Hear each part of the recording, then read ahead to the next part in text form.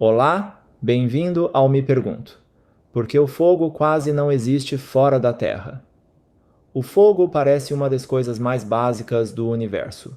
Parece algo que um planeta simplesmente faz, do mesmo jeito que tem clima ou marés. A verdade é quase o oposto. Toda chama que qualquer ser humano já viu queimou em exatamente um planeta. A coroa azul de gás na boca do fogão. Uma vela em cima da mesa. As brasas assentando na churrasqueira numa tarde de domingo. Essas coisas são tão comuns que a maioria das pessoas parou de reparar nelas anos atrás, e nada parecido com elas foi encontrado em nenhum outro lugar.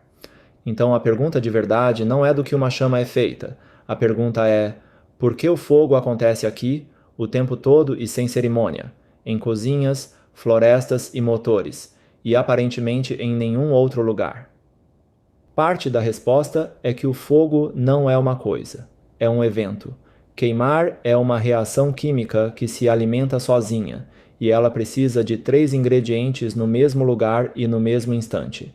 Algo que possa queimar, calor suficiente para iniciar a reação, e uma substância disposta a se combinar com o combustível e liberar energia. Esse terceiro ingrediente se chama oxidante, e na Terra ele é quase sempre o oxigênio.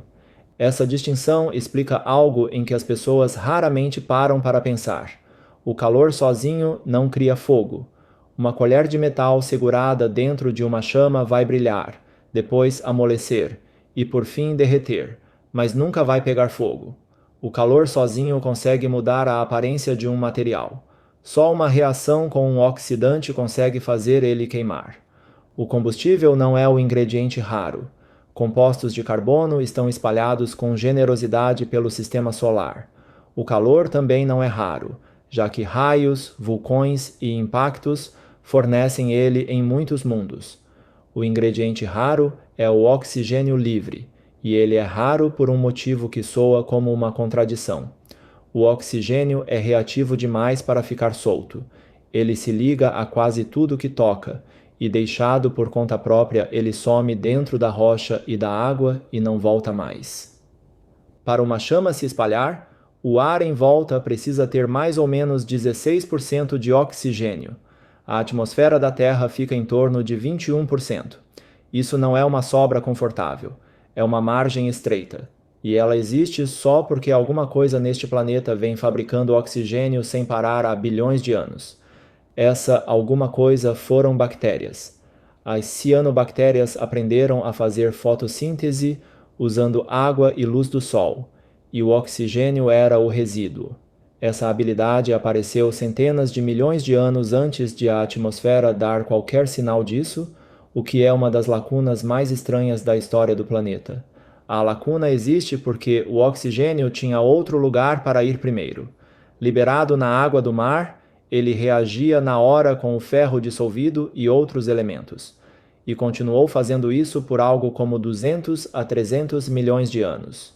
Os oceanos precisavam estar quimicamente satisfeitos antes que uma única molécula pudesse se acumular no ar.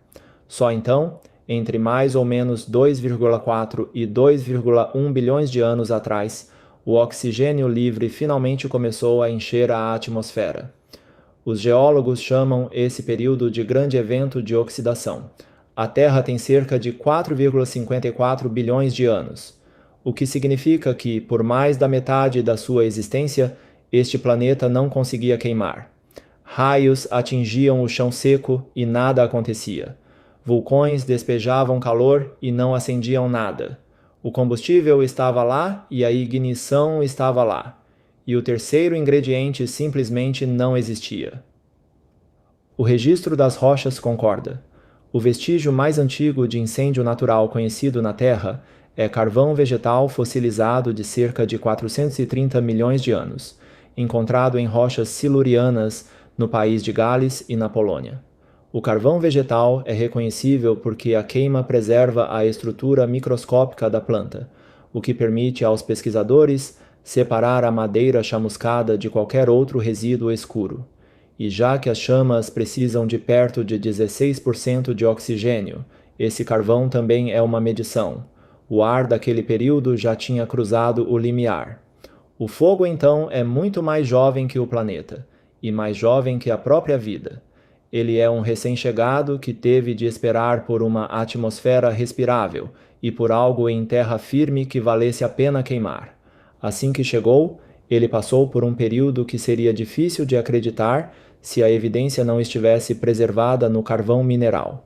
Entre cerca de 320 e 250 milhões de anos atrás, o oxigênio atmosférico pode ter chegado a 30 a 35%.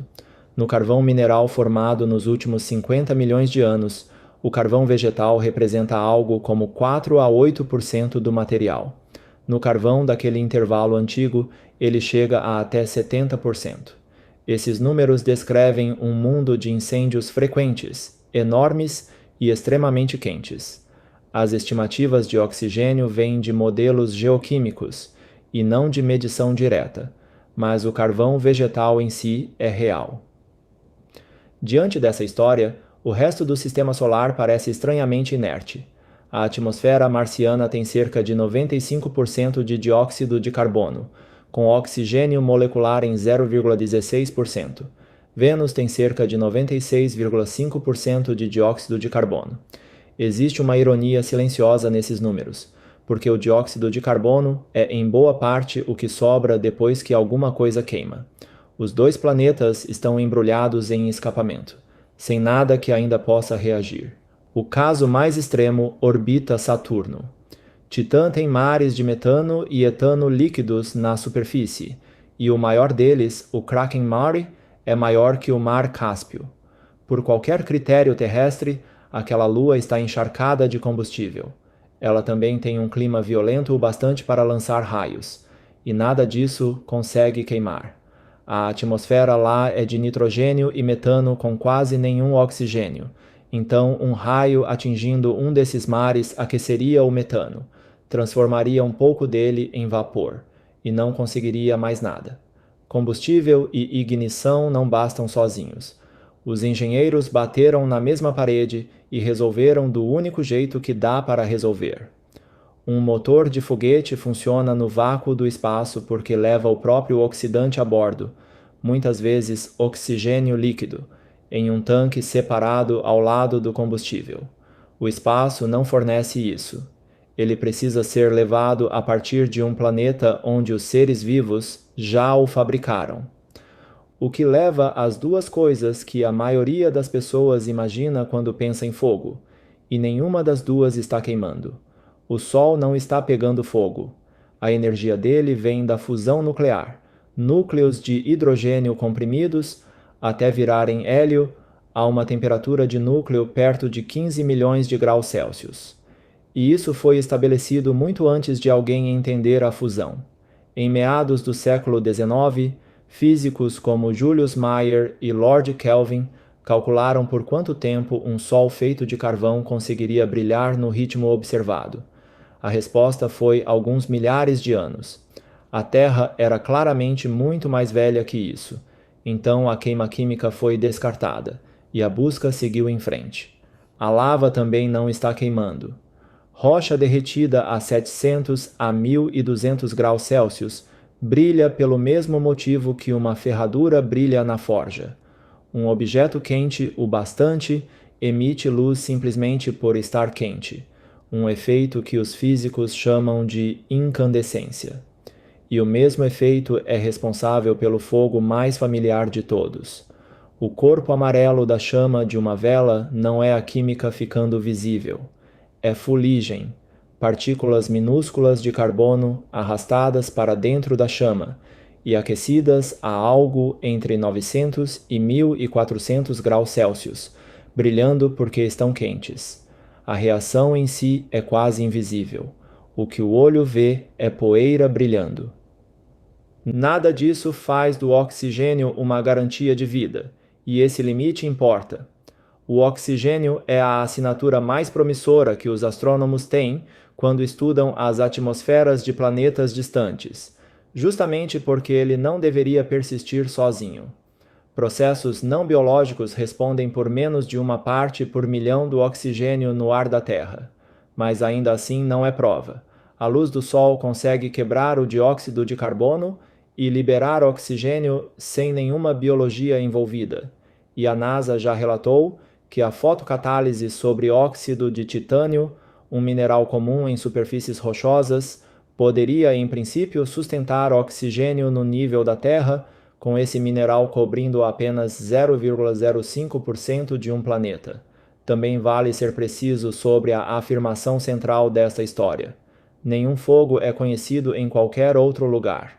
Isso não é a mesma coisa que dizer que nunca aconteceu. O que sobra é a inversão de algo que parece óbvio. O fogo não é uma propriedade da matéria, guardado dentro de um pedaço de madeira à espera de uma faísca que o liberte. Ele é uma impressão digital. Ele depende de uma atmosfera que, até agora, só um mundo vivo foi observado produzir. E neste planeta foram necessárias bactérias, oceanos cheios de ferro, e mais de 2 bilhões de anos de paciência antes que a primeira faísca pudesse pegar. Quando um telescópio procura oxigênio em uma atmosfera distante, ele não está realmente procurando um gás. Está procurando um mundo onde um fósforo acenderia. Obrigado por assistir ao vídeo de hoje. Se você gostou, deixe o seu like, se inscreva no canal e ative o sininho. E deixe nos comentários as suas perguntas. Até o próximo vídeo.